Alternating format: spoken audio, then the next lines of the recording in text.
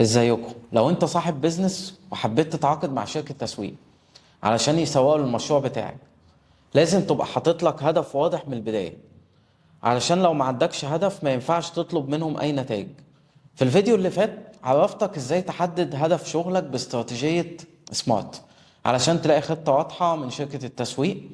النهاردة بقى هقولك ازاي شركة التسويق بتبدأ تشتغل عليها وتنفذها، وازاي بتقيسها علشان تمشي مع رؤيتك واللي عايز توصله. اول حاجة لما بتتعاقد مع شركة تسويق او تتواصل معاها بتعمل معاك اجتماع علشان يسألوا شوية اسئلة مهمة يعرفوا بيها تفاصيل البيزنس بتاعك. هقولك باختصار شوية منهم وهسيب لك الباقي في ملف PDF تحت الفيديو في اول كومنت علشان ما اطولش عليك وتقراهم براحتك وتعرف كل سؤال هيفيدهم بايه في الخطة التسويقية بتاعتهم. طيب، من ضمن الأسئلة دي ايه الهدف التجاري اللي بتدور عليه في التسويق؟ عايز تزود مبيعات ولا تحسن وجود البراند بتاعك ولا تجيب عملاء جديدة؟ طيب السؤال هنا ايه الفايدة منه؟ هما هنا بيحددوا الاستراتيجية اللي هيشتغلوا عليها. يعني مثلا زيادة المبيعات، الاتجاه هنا كله بشكل كبير هيكون في الإعلانات المدفوعة ومعدلات التحويل علشان الناس اللي بتتحول من زوار لناس بتشتري. لو هدفك عايز تحسن وجود البراند بتاعك، كده الموضوع هيتجه في التسويق بالمحتوى او المؤثرين. تاني سؤال، ايه المنتجات او الخدمات اللي بتقدمها عايزها تهتم بيها اكتر من التانية؟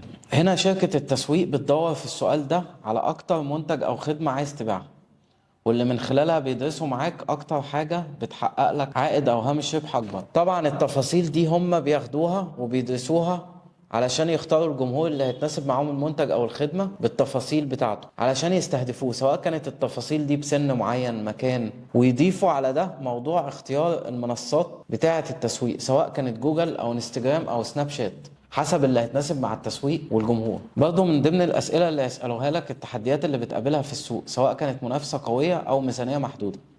الأسئلة دي بتساعدهم يوصلوك للي أنت عايزه وإزاي ينفذوها باستراتيجية موجهة. بعد ما يفهموا الأهداف بتاعتك بيبدأ يترجم الكلام ده لخطوات عملية. يعني لو عايز تزود نسبة المبيعات 20% خلال 3 شهور، بيعملوا خطة تسويقية زي الخطوات اللي هقولك عليها. خطوة أولى، حملات إعلانية مدفوعة متوجهة للجمهور اللي هيناسبك. الخطوة التانية، بيحسنوا الموقع الإلكتروني علشان معدل التحويل يعلى، اللي هو conversion rate.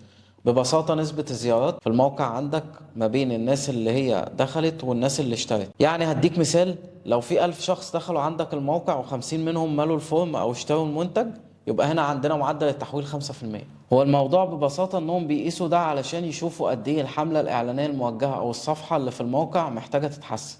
ممكن يكون من ضمن ده تبسيط لعملية الشراء أو التسجيل. طبعا كل اللي فات جزء من الخطة التسويقية اللي بتتنفذ لك وبيشاركوها ليك. هو الفكرة في النهاية كل حاجة بتلف حوالين الهدف اللي انت عايز تحققه.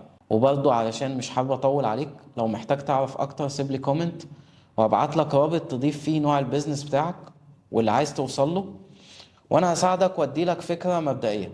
في الفيديو اللي جاي هيكون استكمال لموضوع الحلول التسويقية والاهداف الواضحة، واقول لك فيه ايه اللي شركة التسويق هتشاركه معاك علشان تتابع النتائج بتاعتك وتقيم الشغل اللي بيتعمل، وبالتحديد اللي بيتسمى بمؤشرات الاداء.